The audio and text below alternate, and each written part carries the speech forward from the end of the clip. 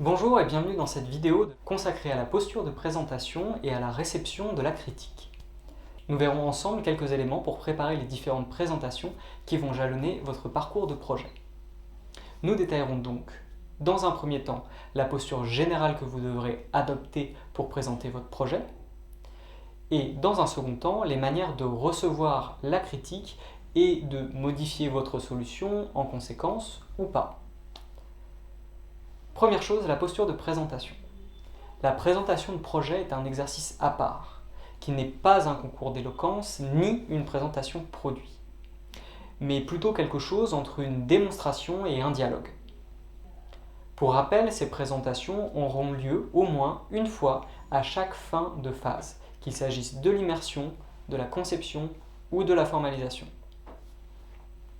Pour cela, vous aurez à construire, mais aussi à transmettre un raisonnement auprès de vos interlocuteurs, qu'il s'agisse des encadrants de projet ou des coachs, des partenaires et ou peut-être des différents acteurs ou services concernés par votre projet, comme par exemple des équipes d'ingénieurs, de marketing, les services juridiques, les services financiers ou éventuellement des acteurs de terrain.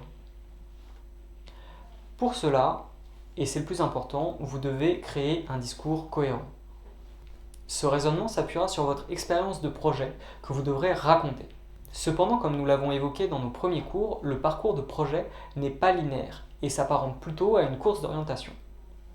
Vous devrez donc sélectionner et agencer votre présentation dans un ordre qui n'est pas forcément chronologique. C'est un travail de reformulation dans lequel vous allez devoir isoler et agencer les éléments les plus importants, les différentes étapes clés pour réaliser une démonstration cohérente au moment où vous présentez. Vous devrez donc présenter de façon intelligente, claire et attractive des matériaux nombreux et divers. Notamment les données que vous avez collectées et dont il s'agira de faire ressortir les questions, les idées fondamentales ou les points de vue, voire même les manques. Vous devrez enfin rendre compréhensibles vos choix de conception et vos propositions de projet. Mais ce n'est pas tout. Une présentation ne doit pas seulement convaincre du bien fondé de vos choix de conception, elle doit permettre de les faire comprendre et surtout de les discuter. Il s'agit donc de faire réagir. C'est en quelque sorte un micro-test de vos propositions auprès de votre auditoire.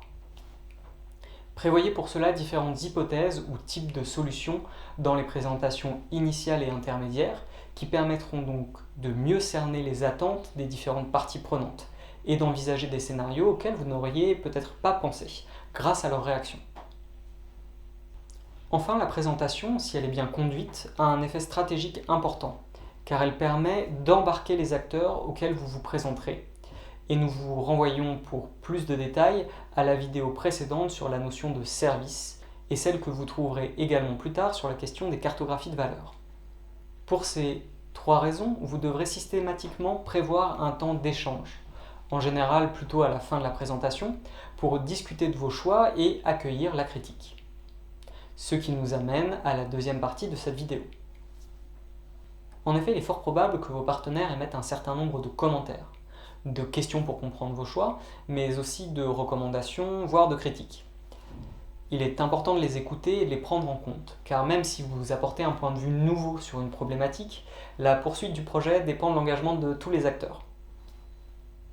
Il est également important de savoir discerner les commentaires à écouter de ceux à intégrer. En effet, le projet n'a pas pour but de faire plaisir aux partenaires, mais de répondre à une problématique, même si votre solution peut déstabiliser au premier abord. Inversement, une validation des problématiques et choix de projet par le partenaire ne vaut pas validation pour l'ensemble du projet et n'empêche pas une remise en question raisonnable des choix que vous avez faits, que cela vienne du commanditaire, du coach ou même de l'équipe projet. Pour mieux faire comprendre cela, on peut utiliser une analogie médicale. Et les commentaires peuvent s'assimiler soit à des faux positifs, le commanditaire ou les partenaires valident, proposent quelque chose qui n'est pas cohérent avec le projet, ou des faux négatifs, le commanditaire ou les partenaires refusent une proposition qui a de la valeur pour le projet. Dans tous les cas, nous vous recommandons de vous appuyer sur l'expérience de vos coachs, sur votre sens critique et sur vos recherches pour faire les bons choix de conception. c'est-à-dire ceux qui placent les intérêts du projet au-dessus des intérêts individuels. Ensuite, charge à vous de trier les commentaires entre ce qui a été validé et a suscité l'intérêt, ce qu'il faut affiner et ce qu'il faut réorienter au sein de votre projet. Enfin, quelques conseils et consignes. Premièrement, nous vous encourageons vivement à répéter vos présentations et nous allons organiser pour cela des présentations tests entre les différents groupes d'étudiants de manière à bénéficier des points de vue de chaque groupe projet. N'hésitez pas à vous organiser entre vous, au sein du groupe ou avec d'autres étudiants, afin de tester les idées dont vous n'êtes pas certain ou l'enchaînement de votre présentation. Faites attention aux effets de fixation, c'est-à-dire à la tendance naturelle à rester sur une idée acquise ou sur une position alors que celle-ci est remise en cause. Cet effet est particulièrement bien connu dans les sciences de la conception et peut toucher aussi bien vos commanditaires lors des présentations que les membres de votre groupe durant le travail hebdomadaire. Bref, soyez critiques mais restez ouverts. Dernièrement, représentez les choses. Une image vaut 1000 mots et un bon schéma une longue explication.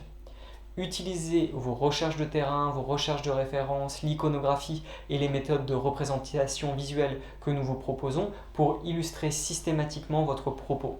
Celui-ci n'en sera que mieux argumenté et plus clair. La présentation de projet est un exercice particulièrement difficile qui requiert une capacité de mise en lien et en perspective d'éléments divers, un esprit de synthèse et d'argumentation, ainsi qu'une certaine dose de flexibilité et d'improvisation. Pour plus d'informations, n'hésitez donc pas à solliciter vos coachs, à vous connecter à l'une des séances de questions-réponses ou à nous écrire par mail. Vous avez maintenant toutes les clés pour réussir une présentation et recevoir la critique. À bientôt pour une prochaine vidéo.